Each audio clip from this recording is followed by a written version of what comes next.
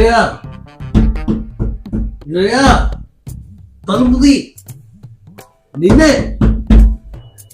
తలుపుది నేను ఇంట్లోకి రావాలి.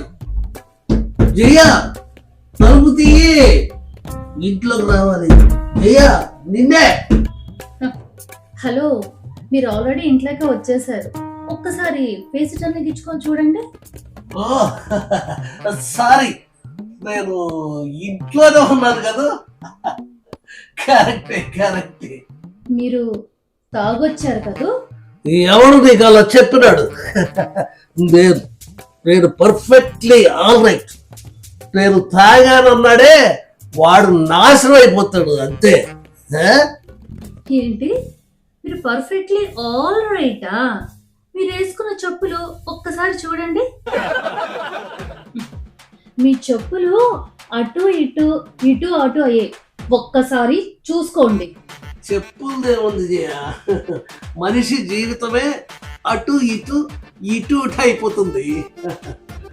ఏంటి, షర్ట్ అంతా నలిగిపోయింది? దారిలో ఎవరితోనా గొడవ పడ్డారా? జయ, నేను ట్రాఫిక్ రూల్స్ పాటిస్తూనే వస్తున్నా. ఆ ఎదురుగా వచ్చే రిక్షా వాడు ఉన్నాడు చూసావు, సారీ ఆ స్కూటర్ వాడు, వాడికే రూల్స్ తెలిసావు వచ్చి గుద్దేశాడు అంతే. ఆహా, గుద్దేశాడు అంతే. తాకొచ్చి కబుర్లు చెప్తావా? ఇంట్లోకి రా, నీ పని చెప్తాను.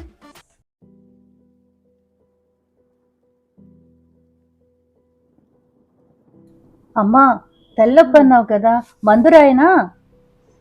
తలకు నొప్పి అయితే మందు రాస్తావు, మనసుకు నొప్పి అయితే నువ్వేం చేస్తావమ్మా? కొడుకుల మీద ప్రేమతో నమ్మి ఆస్తంతా వాళ్ళకు రాసిచ్చానమ్మా. నీకు చిల్లి గవ్వ కూడా ఇవ్వకుండా అన్యాయం చేశానమ్మా. పోనీలేమ్మా, వాళ్ళందరూ ఎవరు? నా అన్న తమ్ములే కదా. కొడుకులైతే తల కొరివి పెడతారని, పున్నామ నరక నుంచి తప్పిస్తారని చాలా భ్రమపడ్డాను తల్లి. తప్పు చేశానమ్మా, తప్పు చేశాను. వెనక ముందు చూడకుండా మనకుండే ఇల్లు, కారు, మామిడి తోట, ఊర్లో ఉండే బంగళా, బంగారం అన్నీ కొడుకులకు కట్టబెట్టాను. పాపిష్టిదాన్నమ్మా, పాపిష్టిదాన్ని. అమ్మా, నేనేమైనా ఆస్తులు అడిగానా? మనులు అడిగానా? మాడిక్యాలు అడిగానా? అవన్నీ ఆలోచించకమ్మా. నువ్వు సంతోషంగా ఉండటమే నాకు కావాలి. నువ్వు నా కూతురివి, నా మీద ప్రేమతో అన్యాయాన్ని భరిస్తున్నావు. కానీ అల్లుడు పరాయివాడమ్మా. అతను నిన్ను నా నన్నదాని మాటలు అంటుంటే భరించలేకపోతున్నానమ్మా. అమ్మా, ఆయన చాలా మంచివారమ్మా. ఏదైనా అన్యాయం జరిగిందని తెలిస్తేనే అలా ప్రవర్తిస్తారు. అమ్మా, సమస్యలు ప్రతి ఇంట్లోనూ ఉంటాయమ్మా. కొంతమంది చెప్పుకుంటారు, కొంతమంది చెప్పుకోలేరు. నువ్వు ఇవన్నీ ఆలోచించకమ్మా. ముసలావిడ ఏం చేస్తుంది? ముసలామేనా? ఎవరండి? అదే మీ అమ్మ. ఆస్తిపాస్తులన్నీ మీ అన్నదమ్ములకు రాసి నా ఇంట్లో కూర్చుని తేరగా తింటుందే ఆవిడ గురించి. మీ అమ్మకి కళ్ళు కనపడిచావు, మంచం నుంచి కంచం వరకు అన్ని మనమే ప్రొవైడ్ చేయాలి. ఊరుకోండి, మా అమ్మ వింటే చాలా బాధపడుతుంది. జయంత్, మిమ్మల్ని ఒకటి అడుగుతాను, సమాధానం చెప్పండి. మా అమ్మ ప్లేస్లో మీ అమ్మ ఉంటే ఇలాగే మాట్లాడతారా? మా అమ్మ మీ అమ్మలాగా కొడుకులకి ఆస్తులు రాసిచ్చి ఆడపిల్లలకి అన్యాయం చేయలే. కొడుకైనా కూతురైనా ఒకటే అని చెప్పి ఆస్తి సమానంగా పంచింది మా అమ్మ. మీకంటే కోపం వస్తుంది కానీ అండి, మీరు నన్నేమైనా ఫ్రీగా చేసుకున్నారా? బాగానే కట్టం దొబ్బారు కదా. మీ అమ్మ బాబు నాకు కట్నం ఇచ్చింది 30,000. అదే మీ అమ్మ బాబు మీ అన్నకి ఎంత కట్నం తీసుకున్నారో తెలుసా? ఎంత తీసుకున్నారు? 30 లక్షలు. అయితే ఇప్పుడు నన్ను ఏం చేయమంటారు? చిచ్చి, నీకోసం తపన పడుతున్నాను చూసావు, అది నేను చేసిన తప్పు. నీకు అన్యాయం జరిగిందని నేను ఆలోచిస్తున్నానే, అది నేను చేసిన తప్పు. రేపు నేను పోతే నువ్వు వీధిన పడకూడదని నీ కోసం ఆలోచిస్తున్నాను చూడు, అది నా తప్పు. జయ, అసలు ఈ ఇంటిలో ఉంటవే నాకు దరిద్రం.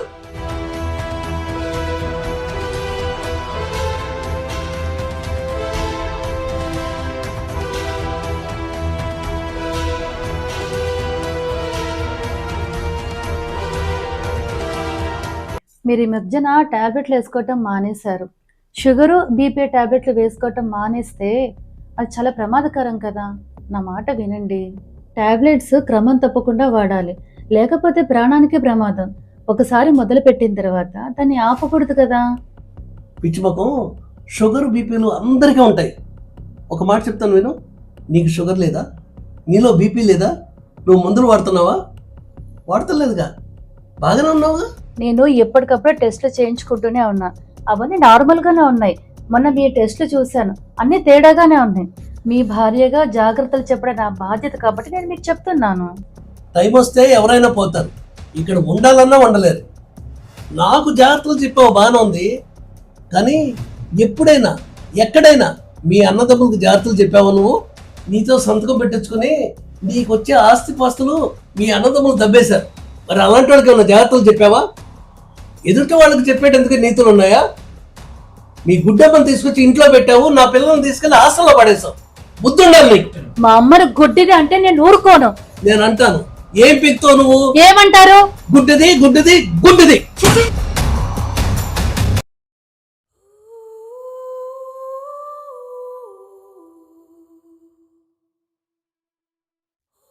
అమ్మా ఏమైంది, బాధపడుతున్నావు?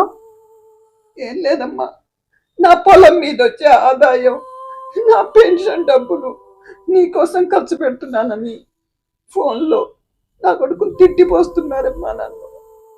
అమ్మా, నా అన్న తమ్ములు చెప్తుంది నిజమే కదమ్మా. నువ్వు దాచుకున్న డబ్బులు నా ఇంటి కోసం ఎందుకు ఖర్చు పెడతానంటున్నావు నువ్వు? ఎంతైనా వాళ్ళ ఆస్తి వాళ్ళకే కదమ్మా, వాళ్ళతో గొడవ ఎందుకమ్మా?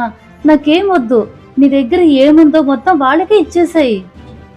అమ్మా, నువ్వు ఎంత మంచిదానివమ్మా, నువ్వే కొడుకు అయితే ఎంత బాగుండేదో.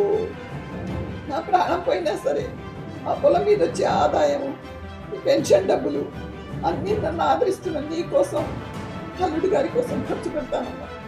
అంతే తప్ప చిల్లి గవ్వ కూడా ఆ దుర్మార్గులకి, అదే మీ అన్నదమ్ములకి ఇవ్వను కాక ఇవ్వను.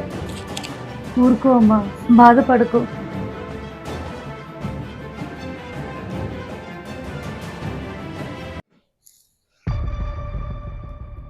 రాత్రి అయితే చాలు ఇలాగే తాగొచ్చేస్తారా? రెస్పాన్సిబిలిటీ లేదా? సంసారాన్ని వీధిలో పడేస్తారా? ఎన్నిసార్లు చెప్పాను తాగొద్దని చెప్పి, అయినా మీకు బుద్ధి రాదా? ఫస్ట్ పాయింట్ రెస్పాన్సిబిలిటీ అన్నావు కదా. రెస్పాన్సిబిలిటీ ఉంది కాబట్టే తాగుతున్నారు. మీ అమ్మ మీ అన్నదమ్ములు ఆస్తిలో నీకు చిల్లి గవ్వ ఇవ్వకుండా వాళ్ళే పంచేసుకున్నారు కదా, ఆ బాధ తట్టుకోలేక తాగుతున్నారు. అర్థమైందా నీకు? సెకండ్ పాయింట్, నాకు బుద్ధి లేదా అన్నావు. అమ్మాయి అయినా అబ్బాయి అయినా ఆస్తి సమంగా పంచాలని చట్టం ఉంది. నువ్వేం చేసావు? నీకు బుద్ధి లేదా?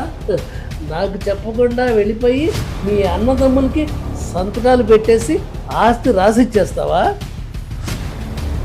మీరు చెప్పింది బాగానే ఉంది, కానీ నాకు అన్యాయం చేస్తే వాళ్ళ పాపన వాళ్ళే పోతారు. అయినా మనకి ఇప్పుడు ఏం తక్కువ ఉందండి? మనకి ఆస్తులు లేవా, పాస్తులు లేవా, కారు లేదా, మనకు ఒక సొంత ఇల్లు లేదా? మనకి ఏం తక్కువ? మనకు అన్నీ ఉన్నాయి, కానీ ఒక దరిద్రం ఉంది. ఏంటో తెలుసా నీకు అది? ఏంటి? మీ అమ్మ గుడ్డమ్మ. గుడ్డమ్మ. జయ, నేను అల్లుడి గారికి భారంగా ఈ ఇంట్లో ఉండలేనమ్మా. నన్ను ఓల్డేజ్ హోమ్కు పంపించమ్మా, వెళ్ళిపోతాను. నా కొడుకులు నన్ను పట్టించుకోరు, వాళ్ళకు నా డబ్బు మాత్రమే కావాలి, నేను అవసరం లేదు. అమ్మా, నువ్వు అలా అనకమ్మా. నువ్వు అలా మాట్లాడితే నాకు చాలా బాధేస్తుంది. నువ్వు నాకు జన్మనిచ్చిన తల్లివి. నువ్వు ముళ్ళ బాటలో నడిచి నన్ను పూల బాటలో నడిపించావమ్మా. అమ్మా, నీ స్తోమతకి మించి కట్నమిచ్చి పెళ్లి చేసావమ్మా, అది చాలమ్మా. అమ్మా, నీలాంటి ఆడపిల్లలు ఇంటికొక్కరుంటే చాలమ్మా, మాలాంటి తల్లిదండ్రుల జీవితాలు ధన్యమవుతాయి. అమ్మా, అల్లుడికి ఇబ్బంది కలిగిస్తూ నేను ఈ ఇంట్లో ఉండలేనమ్మా. నన్నే ఓల్డేజ్ హోమ్కైనా చేర్పించమ్మా. అమ్మా, నా ప్రాణం ఉన్నంత మటుకు నువ్వు వదిలిపెట్టాను. అవసరమైతే నా భర్తనైనా వదిలేస్తాను, కానీ నిన్ను మటుకు ఓల్డేజ్ హోమ్కి పంపించనమ్మా. మీకంటే కోపం కానివ్వండి, మనకు ఒక అబ్బాయి అమ్మాయి, వీళ్ళిద్దరిని హాస్టల్లో పెట్టి చదివిస్తున్నాం. మిమ్మల్ని ఒక మాట అడుగుతాను, చెప్పండి. కూతుర్ని కొడుకుని ఒకేలాగా చూస్తున్నారా? మీ గుండెల మీద చేసుకొని చెప్పండి. 100%. నాకు కొడుకైనా కూతురైనా సమానమే. అంతేగాని మీ అమ్మలాగా అబ్బాయిలను ఒక రకంగా అమ్మాయిలను ఒక రకంగా చూసే మనస్తత్వం కాదు నాది. మరి మీ కొడుకును, సారీ మన కొడుకును ఎత్తుకొని ముద్దాడి ఎన్నిసార్లు వీడే మన వారసుడు, వీడే మనకు ఆస్తి హక్కుదారుడు, వీడే మన చనిపోతే తల కొరివి పెట్టాలి, మన ఇంటి పేరు నిలబెట్టాలి, ఎన్నిసార్లు ఈ మాట అనలేదు? అలాంటి ఏంటి, నా కూతుర్ని తక్కువ చేసి చూస్తున్నానన్నా? మీ కొంపలో లాగా అబ్బాయిలను నెత్తి మీద పెట్టుకో. మాకు అబ్బాయి అయినా అమ్మాయి అయినా ఒకటే. అబ్బాయిని అమ్మాయిని సమంగా చూస్తాం, తెలుసుకో నువ్వు. జయ, ఏమైందమ్మా? అబ్బాయితో గొడవ పడుతున్నట్టున్నావే, ఏమైందమ్మా? అదేం లేదమ్మా, మీ అల్లుడు, అదే నా భర్త జయంత్, మనిషి మంచివాడే, కానీ ఎక్కడైనా అన్యాయం జరిగిందంటే తను తట్టుకోలేడమ్మా. కోపంలో నీ అల్లుడు నేనేమైనా బాధ పెట్టుంటే క్షమించమ్మా. పిచ్చి పిల్ల, అల్లుడు కూడా నా కొడుకు లాంటి వాడేనమ్మా.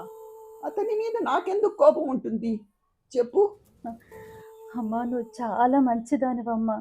నువ్వు నిండు నూరేళ్ళు చల్లగా ఉండాలమ్మా.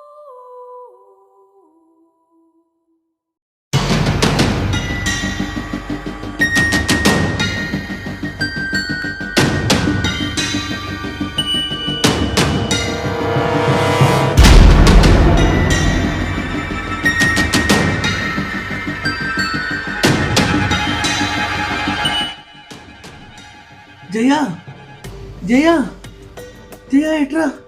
జయ ఎక్కడున్నావు? జయ తొందర్రా, తొందర్రా, నాకు కనిపించట్లేదు, కళ్ళు కనిపించట్లేదు. జయ, జయ,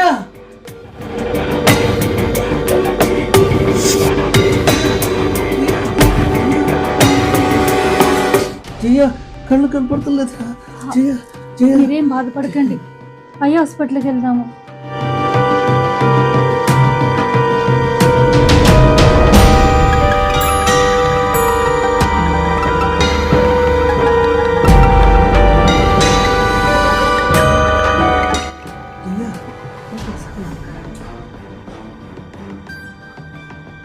బాబు, భయపడకండి. నా పుట్టింటి వాళ్ళు నాకు ఇచ్చినటువంటి పసుపు కుంకాల అరెకరం పొలం ఉందండి. అది కాక పెన్షన్ డబ్బులున్నాయి. అవి మీకు ఇచ్చి నేను తప్పక మిమ్మల్ని కాపాడుకుంటాను. భయపడొద్దు బాబు, భయపడొద్దు. ఏ కళ్ళనైతే నేను ఎగతాళి చేశాను. అత్తమ్మ, అత్తమ్మ, ఆ కళ్ళే నాకు బుద్ధి చెప్పాయి. అత్తమ్మ, ఆ కళ్ళే నన్ను బుద్ధి చెప్పాయి. నన్ను క్షమించు అత్తమ్మ, నన్ను క్షమించు. జయ, జయ, నన్ను క్షమించు. జయ, నన్ను క్షమించు. జయ, క్షమించు. జయ, జయ, జయ, నేను ఒక నిజం తెలుసుకున్నాను. జయ, జయ, ఎప్పుడు అంగవైకల్యం ఉన్న వాళ్ళని, దివ్యాంగుల్ని ఎప్పుడు ఎగతాళి చేయకూడదు. అలా ఎవరన్నా ఎగతాళి చేస్తే ఇలాంటి పాఠమే జరుగుతుంది, ఇలాంటి శాస్త్రే జరుగుతుంది. జయ, వాళ్ళకి ఇలాంటి శాస్త్రే జరుగుతుంది. మనిషి సంఘజీవి. ఈ సంఘంలో మనిషి కొన్ని కట్టుబాట్లకు లోబడి బ్రతుకుతాడు. కొంతమంది మన సంస్కృతి సాంప్రదాయాలకు కట్టుబడి ఉంటారు. అయితే కట్టుబాట్లు శృతి మించి మనిషి మూఢనమ్మకాలని ఆశ్రయిస్తున్నాడు. తన జీవితాన్ని తనే నాశనం చేసుకుంటున్నాడు.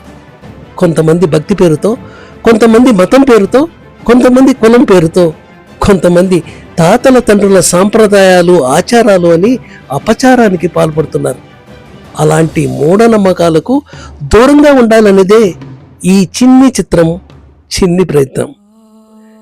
ఇది అరుణ కిరణాలు క్రియేషన్స్ సమర్పణ.